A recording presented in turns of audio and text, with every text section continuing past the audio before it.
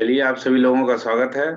और आज हम एक बहुत ही इम्पोर्टेंट टॉपिक पे बात करने वाले हैं। ये टॉपिक है कि हम सभी लोग चाहते हैं बिजनेस में सफल होना, लेकिन क्या आप बिजनेस में सफल बिना टीम के हो सकते हैं?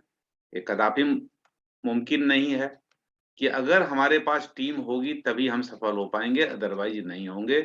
तो टीम का होना बहुत ज़रूरी है। तो हमको ये समझना पड़ेगा कि ये टीम क्या होता है, कैसे टीम बनती है, क्या-क्या इसमें टीम में होनी चाहिए, ये सारी बातें। तो चलिए बारी-बारी से हम लोग समझेंगे कि टीम कैसे बनती है, टीम का बनना क्यों ज़रूरी है? क्योंकि हम लोग अगर सफल होना चाहते हैं, तो बिना टीम का चाहे आप कोई भी काम कर रहे हो, अगर आपके पास टीम नहीं है, तो आप सफल नहीं हो सकते हो। तो टीम का होना निहायत ज़रूरी है। टीम अगर रहेगी, तभी हम लोग सर्वाइव कर पाएँगे। तो पहले समझते हैं कि ये टीम क्या है और उसके बाद हम लोग निर्णय लेंगे कि कैसे हम लोगों की टीम होनी चाहिए, क्या टीम में ज़रूरत होती है, किन-किन चीज़ों की ज़रूरत होती है, उसको समझना पड़ेगा। तो अब ये जो टीम है, इसको आप ये कह सकते हैं कि टीम के फाउंडेशन को ले करना है। Commandment for laying foundation, CLF. अगर हमें टीम बनानी है, तो ये फाउंडेशन ले करना पड़ेगा। तो सबसे पहले अपने आप से एक कसम खानी होगी कि मैं एक सिग्निफिकेंट लाइफ जीऊँगा या जीऊँगी। अगर आप चाहते हो टीम बनाना, तो सबसे पहले कसम खानी होगी कि मैं एक सिग्निफिकेंट लाइफ जीऊँगा या जीऊँगी। दूसरी बात, I will always practise the guaranteed way to succeed. मैं प्रयत्न करूँगा या करूँगी जो गारंटीड वे टू सक्सीड का है, जो सफलता का जो गारंटीड रास्ता है, उसका अनुकरण करूँगा।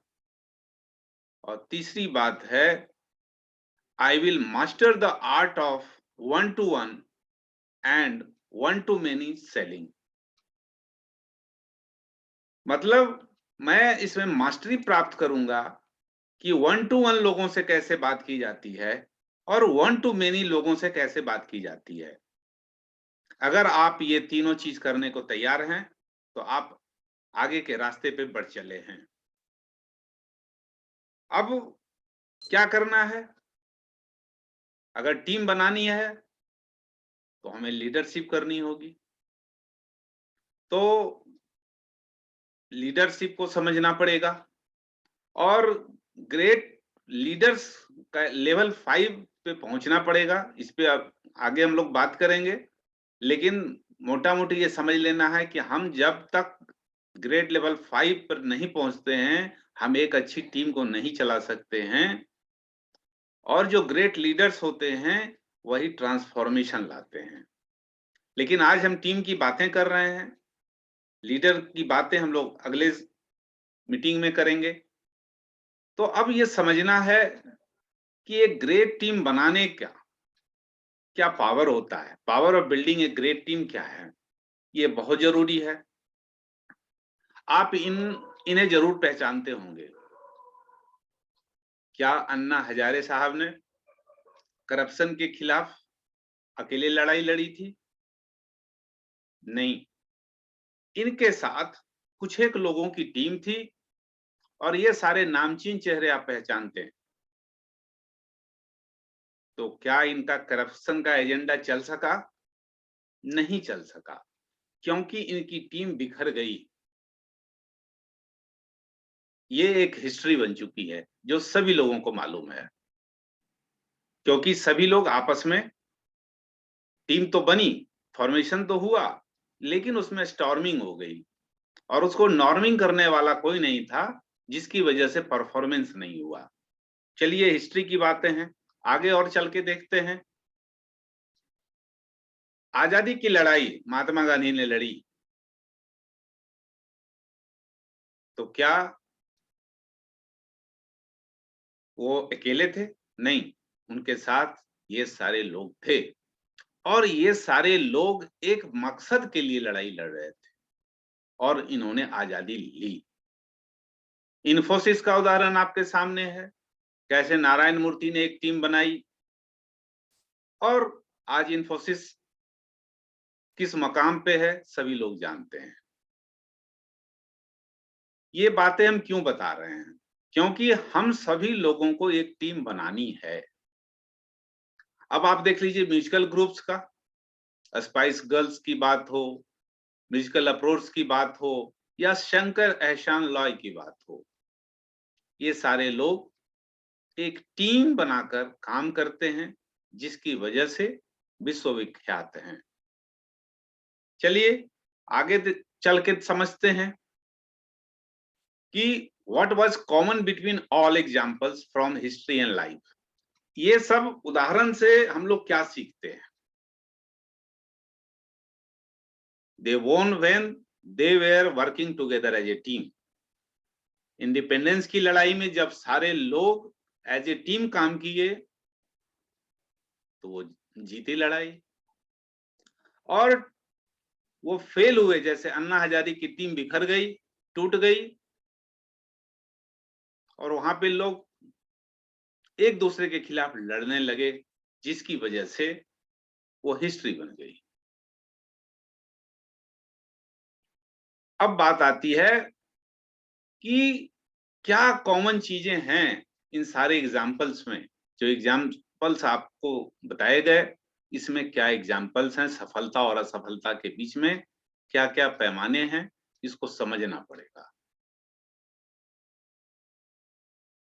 पहली बात है कि aimed at goals larger than self, मतलब उन जो लोग सफल हुए उनका जो एम था, जो लक्ष्य था, खुद से बढ़कर था। पहली बात ये हो गई। दूसरी बात, आजादी की लड़ाई में बहुत सारे स्ट्रेंजर भी आए, लेकिन वो सारे लोग एक कॉमन काउज के लिए लड़ाई लड़े, इसलिए सफल हुए।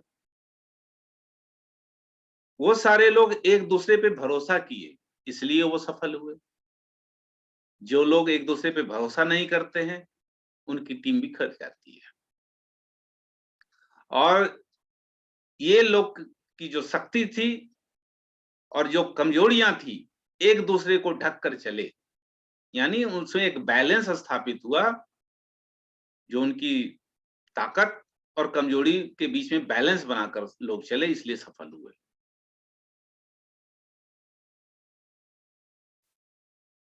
यहाँ पे सब एक दूसरे को सहयोग किए, सबऑर्डिनेट किए। क्यों? क्योंकि हमारा जो गोल है, जो समाज का लक्ष्य है, जो हमारा कम्युनिटी के लिए चाहिए, सब लोग उसमें एक दूसरे को सहयोग कर रहे थे, इसलिए इंडिपेंडेंस की लड़ाई सफल हुई। उसके बाद अंतिम पॉइंट है कि सभी लोग एक दूसरे को अपना अमूल्य समय दे रहे थे एक सोशल कॉज के लिए, इंडिपेंडेंस के लिए, इसलिए इंडिपेंडेंस हम लोगों को मिला।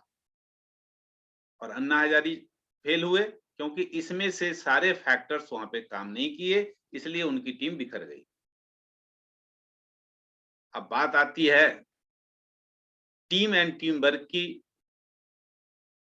तो क्या होता है टीम एंड टीम वर्क में? क्या होता है, यहाँ पे लोग एक दूसरे को समझते हैं, एक दूसरे की शक्तियों का उपयोग करते हैं, तो टीम बनती है और उसमें टीम वर्क होता है। तो बात आती है what is a team? Team का मतलब क्या है? टीम का बहुत ही सरल मतलब है टुगेदर एवरीवन अचीव्स मोर, यानी साथ मिलकर सभी लोग अधिक कमाते हैं या अधिक पाते हैं। और हम सभी लोग यहाँ पे पाने के लिए आए हुए हैं, उद्देश्य क्लियर है कि हम सभी लोगों को पाना है। अब बात आती है कि टीम और भीड़ में क्या अंतर है। हम लोग तो लोगों को ले आते हैं, तो एक तरह से भीड़ इकट्ठी कर लेते हैं, लोगों को ज्वाइनिंग करा लेते हैं, तो एक तरह से समझिए वो भीड़ हम लोग इकट्ठा करते हैं। तो अब समझना है कि हम लोगों को भीड़ इकट्ठी करनी है कि टीम बनानी है। अगर भीड़ इकट्ठी करेंगे तो हम लोग फ्लॉप हो जाएंगे, अगर टीम बनाएंगे तो सफल हो जाएंगे। अब ऐसी बातें हम क्यों कर रहे हैं? क्योंकि भीड़ के पास कोई डायरेक्शन नहीं होता है। भीड़ में सभी लोग लीडर ही होते हैं। भीड़ पर्पसलेस होती है, भीड़ सेंसलेस होती है, और इसके चलते कोई गोल अचीव नहीं होता है। और भीड़ एक्टिविटी ड्रिवन होती है। लीजिए वो वाला कहने का कार्टून अर्थ है, घुसा दीजिए। कहने का अर्थ है हाँ, तो बीच में ये घुसा दिया, यहाँ रख के नीचे अपना रख ले। तो सजाना पड़ेगा ना।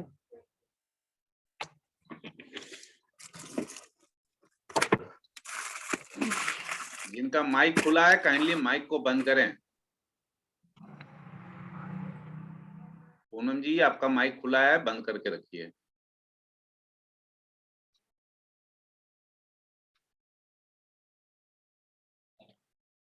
तो हम बातें कर रहे थे यहाँ पे कि एक्टिविटी ड्रिवन होती है। एक्टिविटी ड्रिवन का मतलब क्या है कि भीड़ में अगर एक बंदा कोई किसी को मारने लगा तो सभी लोग उसको मारने लग जाते हैं।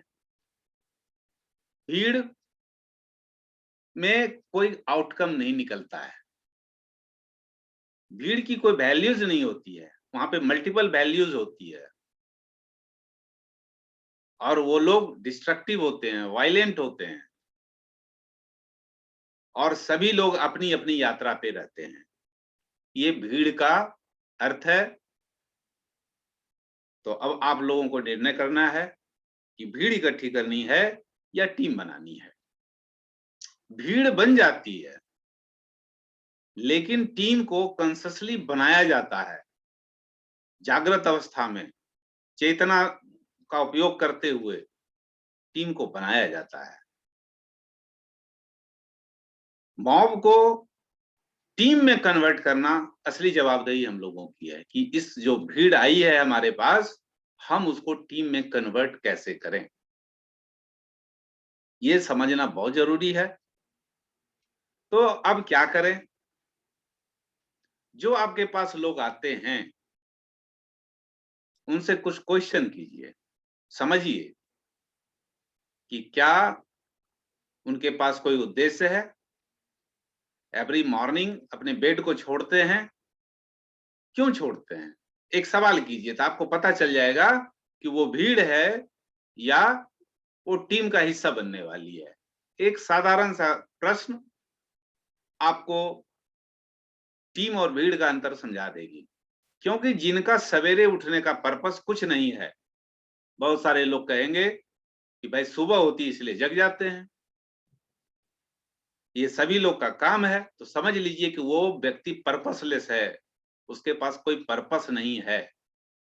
जैसे हमसे कोई पूछे आप सवेरे क्यों जगते हो, तो मैं सवेरे इसलिए जगता हूं, मैं भगवान से प्रार्थना करता हूं कि मुझे एक बंदा दो ताकि मैं उसे कोई अपॉर्चुनिटी दिखा सकूं, उसकी जिंदगी में कुछ खुशियां ला सकूं। ये मेरा उद्देश्य है सवेरे जगने का।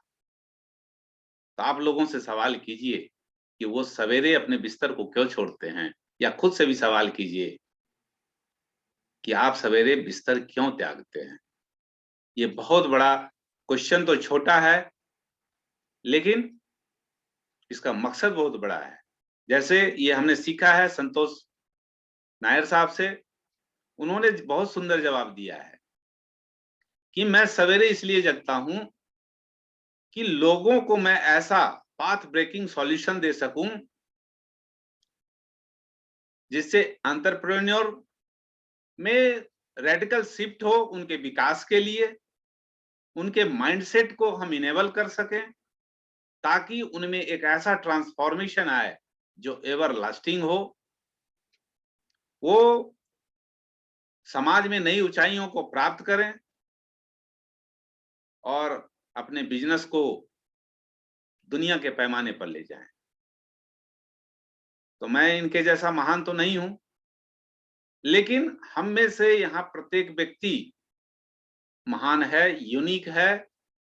आप अपना पर्पस ढूंढ लीजिए कि आप सवेरे बिस्तर क्यों त्यागते हो।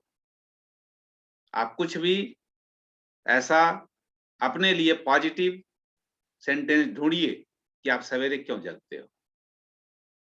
आप अपने लिए कोर वैल्यूज स्थापित कीजिए कि आपका कोर वैल्यूज क्या है। अगर आप टीम बनाना चाहते हो कि क्या कोर वैल्यूज हैं, तो यहाँ पे कुछ कोर वैल्यूज हैं। अपने आप से डिमांड कीजिए एक्सेलेंस की। अपने आप से अपने स्टेटस को चैलेंज कीजिए कि आज मैं जिस हालात में हूं इसको मैं बदलना चाहता हूं। हमेशा जब लोगों से बातचीत करते हैं, संवाद करते हैं, तो मीनिंगफुल संवाद होने चाहिए, मीनिंगफुल अनुभव होने चाहिए और हमेशा सीखने के लिए उत्सुक रहना चाहिए। हमेशा रेस्पॉन्सिव होना चाहिए और रिजल्ट ओरिएंटेड काम करना चाहिए। हमेशा लोगों से रिश्ता बना के रखना चाहिए और जो भी डिफिकल्टीज या परेशानियां आती हैं उस पे ज्यादा दिमाग लगाने की आवश्यकता नहीं है, उसको डिसरिगार्ड करना चाहिए। ये तो आती जाती है, परेशानियां सब लोगों के जीवन में आती हैं। अगर आप वहीं पे उलझ गए तो आप उलझ गए, आप आगे नहीं बढ़ सकते हैं। और ऑलवेज समाज के लिए कुछ करने की इच्छा होनी चाहिए। जो भी कन्वेंशनल थिंकिंग है उसको नो बोलना चाहिए। कन्वेंशनल थिंकिंग कहने का अर्थ है जैसे समाज के कुछ लोगों ने कुछ पैमाने तय कर रखे हैं कि तू 10th पास है तो कुछ नहीं कर सकता है, तू अनपढ़ है तो कुछ नहीं कर सकता है। इन सारे कन्वेंशनल थिंकिंग को नो कहना सीखिए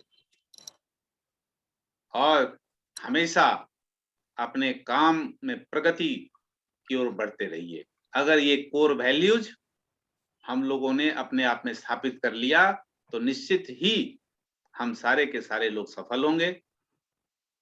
ये बहुत ही इंपॉर्टेंट है। अब सवाल ये है कि आपको कौन सा रास्ता चुनना है।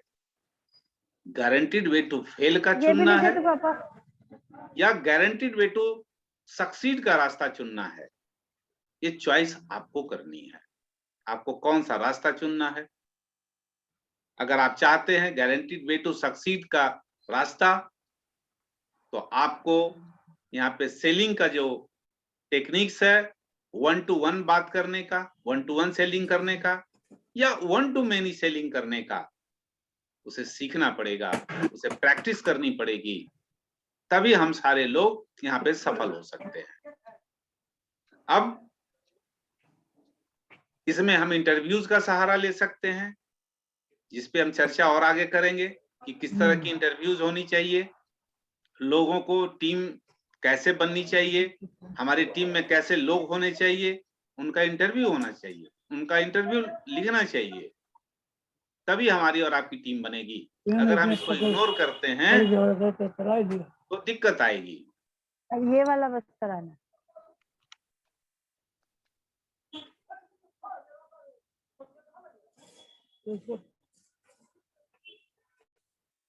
नीचे कर देना, ये वाला आइटम है ना, इसको यहाँ कर। अच्छा तो 1 2 3 4 टोल लेगी तुम सुनेंगे। मीटिंग में रहते हैं, माइक खोल के बैठे रहते हैं।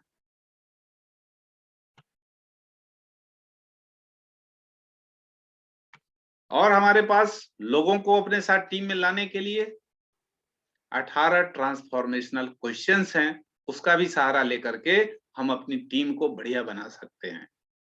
उस पर भी चर्चा करेंगे, पहले भी चर्चा हुई है, लेकिन हम सभी लोग उसे इग्नोर कर रहे हैं, इसलिए सफल नहीं हो पा रहे हैं और दोस्त समय को देते हैं,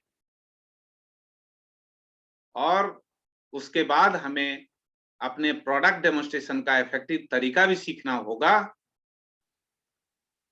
तब हम लोग आगे बढ़ सकते हैं। और उसके बाद कैसे हम अपने अपॉर्चुनिटी को बढ़िया तरीके से प्रेजेंट करें, उसे भी सीखना पड़ेगा। अगर ये सब करने में हम लोग सफल होते हैं, तब हम लोग टीम बनाने की ओर अग्रसर होते हैं। तो आज का मेरा पहला पार्ट था कि टीम क्या है, और ये बातें हम कल के पार्ट में करेंगे कि एक ग्रेट टीम बनाने के लिए कौन से 4 स्टेजेज होते हैं, उन्हें कैसे गुजारना होता है, और उसके बाद हम लोग बातें करेंगे कि किस तरह से हम अपनी टीम को बढ़िया बना सकें, कैसे हम लोग इसमें सफल हो सकते हैं, उस पे हम लोग बातें करेंगे। तो ये था आज का हमारा प्रेजेंटेशन आप लोगों के लिए, और उम्मीद करते हैं कि ये बातें आपको जरूर समझ में आई होंगी और इसे अपने जीवन में आप उतारें। तो आज के लिए इतना ही। बहुत बहुत धन्यवाद, आपने ध्यान से सुना सारी बातों को। Thank you.